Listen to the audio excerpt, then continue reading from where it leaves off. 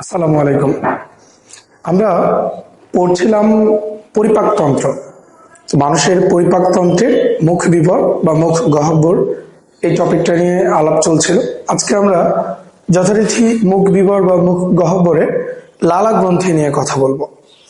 তো সাধারণত মুখ বিবর আমরা দেখব যে 3 জোড়া লালা গ্রন্থি দেখা যায়। 3 ধরনের, টোটাল 3 জোড়া লালা গ্রন্থি দেখা যায়। এর মধ্যে 1 নম্বর লালা গ্রন্থির নাম হলো প্যারোটিড লালা গ্রন্থি। 1 জোড়া আমাদের 2 কানের 2 পাশে আমরা দেখতে পাবো যে 2 কানের ঠিক এই অংশে আমরা যেখানে দেখতে পাচ্ছি প্যারোটিড গ্রন্থি থাকে। এবং এই প্যারোটিড লালা গ্রন্থি 1 জোড়া, যার নালীটা সাধারণত আমাদের যে ঊর্ধ্ব মোলার দাঁত আছে, আমাদের চোয়ালের মোলার দাঁতগুলোর মধ্যে যে ঊর্ধ্ব মোলার দাঁত, সেখানে এসে উন্মুক্ত হয়। এছাড়া আমাদের আরো 1 জোড়া লালা গ্রন্থি আছে, যার নাম হচ্ছে সাবম্যান্ডিবুলার লালা গ্রন্থি। সাবম্যান্ডিবুলার লালা গ্রন্থি হচ্ছে আমাদের নিম্ন চোয়ালের ঠিক একটু ভেতরের দিকে, নিচের দিকে অবস্থান করছে। এবং এই সাবম্যান্ডিবুলার লালা গ্রন্থি যে 1 জোড়া আমাদের আছে, তার যেই নালীটা, সে নালীটা ফ্রেনুলামের ঠিক পাশে উন্মুক্ত হয়। এছাড়াও আমরা দেখব যে সাবলিঙ্গুয়াল লালা গ্রন্থি, যেটাও ফ্রেনুলামে উন্মুক্ত হয়। এবং সাবলিঙ্গুয়াল অর্থাৎ জিহ্বার নিচে, মানে জিহ্বার ঠিক নিচে 2 পাশে এই সাবলিঙ্গুয়াল লালা গ্রন্থি আছে। অর্থাৎ আমাদের মুখ বিবরে মোট 6টি লালা গ্রন্থি আছে, 3 ধরনের। 1 জোড়া হচ্ছে প্যারোটিড লালা গ্রন্থি, 2 কানের পাশে নিচের দিকে।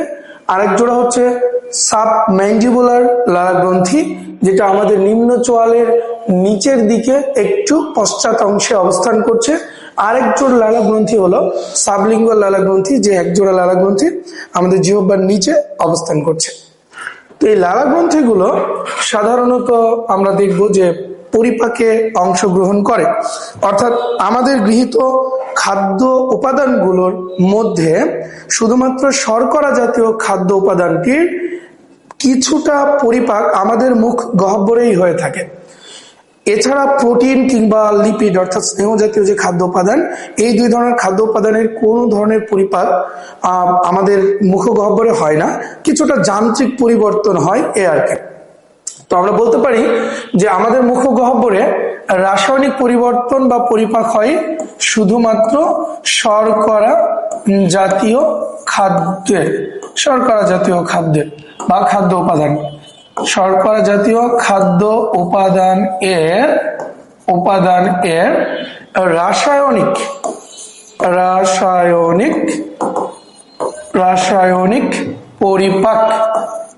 রাসায়নিক পরিপাক মুখ গহ্বর বা মুখ বিবর থেকেই শুরু হয়। এবং এই যে মুখ বিবর থেকে এই শর্করা জাতীয় খাদ্য উপাদানের পরিপাক শুরু হয়, সেটা যে এনজাইমগুলোর মাধ্যমে হয়ে থাকে, সেই এনজাইমগুলো আমাদের এই 3 জোড়া লালা গ্রন্থি থেকেই উৎপন্ন হয়। তো 3 জোড়া লালা গ্রন্থি থেকে যেই এনজাইমগুলো আমরা পেয়ে থাকি, আমরা চাইলে সেই এনজাইমগুলোকে খুব সহজে এইভাবে মনে রাখতে পারি। আমচা, এই শব্দটা দিয়ে আমরা মনে রাখতে পারি। কিভাবে? অর্থাৎ দিয়ে আমরা মনে রাখবো, যেহেতু এই এনজাইমগুলো শর্করা পরিপাককারী এনজাইম, সেহেতু আমরা এই এনজাইমগুলোকে আমরা বলতে পারি অ্যামাইলেজ। আমি লাস্ট ক্লাসে বলেছিলাম যে অ্যামাইলেজ হলো শর্করা পরিপাককারী এনজাইমগুলোর একটি সাধারণ নাম। তো মুখে যে 2টা এনজাইম নিঃসরণ হয় লালা গ্রন্থি থেকে, সেই 2টার নাম হলো, একটা হলো মল্টেজ, যেটা দিয়ে, আর একটা টা দিয়ে টায়ালিন। তো টায়ালিন আর মল্টেজ, এই 2টা এনজাইমই শর্করাকে পরিপাক করে। তাই 2টা এনজাইমকে একত্রে আমরা অ্যামাইলেজ ও বলতে পারি। তাই আমরা বলতে পারি, এই শব্দটা দিয়ে সহজে মনে রাখা যায়, আমটা অর্থাৎ অ্যামাইলেজ এর একটা হলো মল্টেজ আর আরেকটা হলো টায়ালিন। এই 2টা এনজাইম সাধারণত শর্করার রাসায়নিক পরিবর্তন ঘটিয়ে থাকে আমাদের মুখ বিবরে।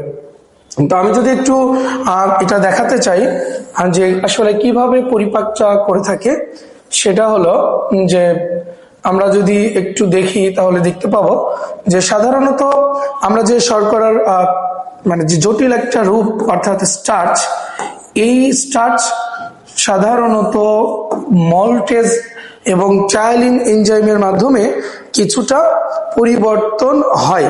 তো আমরা দেখব সেটা কি। স্টার্চ সাধারণত প্রথমেই চায়ালিন এর উপস্থিতিতে ভেঙে দেখব মল্টোজ বা ম্যালটোজ এ পরিণত হয় এবং পরবর্তীতে এই মল্টোজ আবার মল্টেজ এনজাইম এর ফলে এই মল্টেজ এনজাইমের ফলে গ্লুকোজে পরিণত হয়। মল্টোজ কিন্তু একটি ডাইস্যাকারাইড, পক্ষান্তরে স্টার্চ একটা পলিস্যাকারাইড। তো স্টার্চকে টায়ালিন দিয়ে ভাঙলে মল্টোজ, আর মল্টোজকে মল্টেজ দ্বারা ভাঙলে পরবর্তীতে গ্লুকোজে পরিণত হয়। তো সাধারণত এই দুইটা রাসায়নিক বিক্রিয়াই শর্করা জাতীয় খাদ্যের ক্ষেত্রে আমাদের মুখ বিবরে সম্পন্ন হয় এবং তার জন্য এই মল্টেজ এবং টায়ালিন এই দুইটা এনজাইম দায়ী। এবং মল্টেজ ও টায়ালিন দুইটা এনজাইম যেহেতু শুধু শর্করার পরিপাকের সাথে জড়িত, তাই এদের দুইজনকে একসাথে আমরা বলতে পারি অ্যামাইলেজ। তো এই হচ্ছে মুখ বিবরে খাদ্য বস্তুর যে পরিবর্তন অর্থাৎ রাসায়নিক পরিবর্তন শুধুমাত্র শর্করা জাতীয় খাদ্যের, সেইটা হচ্ছে এই দুইটা কেমিক্যাল রিঅ্যাকশনের মাধ্যমে আমরা দেখাতে পারি। এছাড়াও সব খাদ্যেরই কিছুটা যান্ত্রিক পরিবর্তন আমাদের মুখ বিবরে হয়ে থাকে। আমাদের দাঁত, জিহ্বা এবং আমাদের চিবন প্রক্রিয়ার মাধ্যমে সেখানে কিছুটা যান্ত্রিক পরিবর্তন হয়। তো আমরা বলতে পারি মুখ বিবরে শুধুমাত্র রাসায়নিক পরিবর্তন বা পরিপাক হয় শর্করা জাতীয় খাদ্য উপাদানের। তো এই ছিল আমাদের যে লালা গ্রন্থি আছে 3 জোড়া, এই 3 জোড়া লালা গ্রন্থি নিঃসৃত এনজাইম গুলো আমাদের যে মুখগহ্বরে বা মুখ বিবরে খাদ্য পরিপাকের সাথে জড়িত তার সংক্ষিপ্ত পরিচিতি। এছাড়াও আমরা পরবর্তীতে লালা গ্রন্থি নিঃসৃত লালা রসের যে পরিপাক ছাড়াও আরো অনেক কাজ আছে, আমরা সেগুলো পরবর্তী ক্লাসে জানবো। Till then best of lakh.